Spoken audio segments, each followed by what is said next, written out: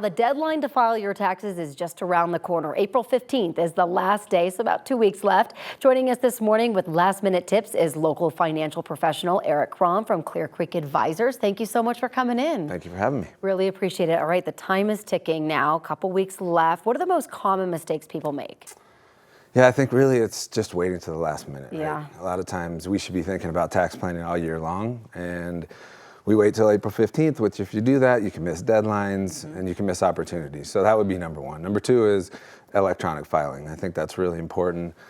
Nowadays, you don't want mistakes. If you get mistakes, you're gonna risk audit. And if you do it by paper, you could have math errors. So you really wanna try to take advantage of that.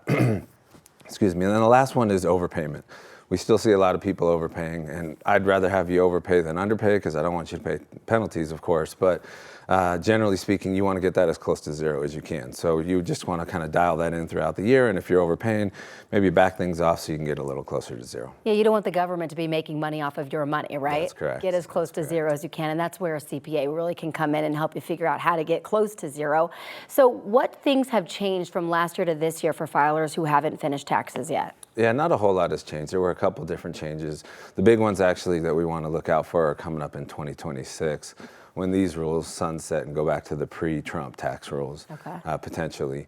But this year there were changes really as a result of inflation. We saw increases in both the tax brackets and standard deductions. So 12 stayed 12, 22 stayed 22, but the numbers did go up. So if you made the exact same money as you did last year, you may pay a little bit less in taxes this year. And then the standard deduction, which definitely is a big deal because so many people don't itemize anymore. A lot more people take advantage of the standard deduction.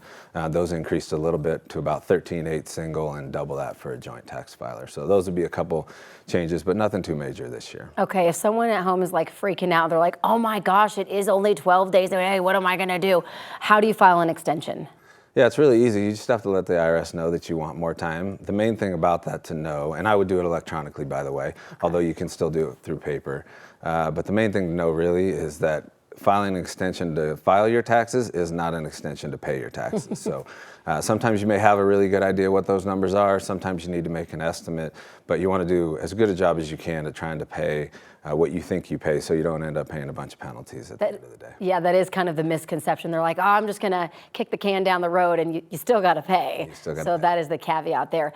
How can we set ourselves up for success next tax year? Yeah, I think it gets back to what I said earlier, just planning all year long.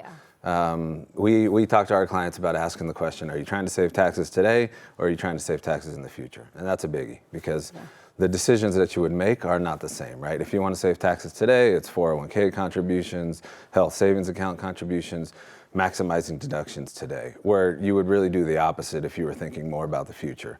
You'd be concerned with paying taxes today so that you can minimize taxes in the future through things like Roth IRAs and things like that. So that's the biggie, just getting the question answered as early as you can and what the objective is so that you can plan accordingly. And also, the markets do different things. The earlier you plan, the more appropriate and prepared you'll be for different market changes and different market conditions. I think, Eric, one of the biggest things here to take away is I know some people are like, I can't wait to get all this money back, you know, but that's really not what you should be doing. That just means that the government has made money off of you this whole time, whereas you can be making money off of that yourselves if you were to claim the right number, right? Yeah, it feels good to get a refund, right? Yeah. Everybody likes to get that money back. But like you said, it's more efficient if you can find the right number so that you don't lend the government your money all year long and keep it for yourself. And then if you do get a refund, it's just really important to do the right thing with it, right? Obviously, we all want to burn it all right away. No. Yeah, exactly. So pay down debt if you have it or save it. That would be a much better solution. That's good. That's where like a financial advisor can come in and tell you what to do with that lump sum so that it makes the most impact for you. Eric, thank you so much for coming in. Yeah, thanks again for having me. Really appreciate it. Some great tips.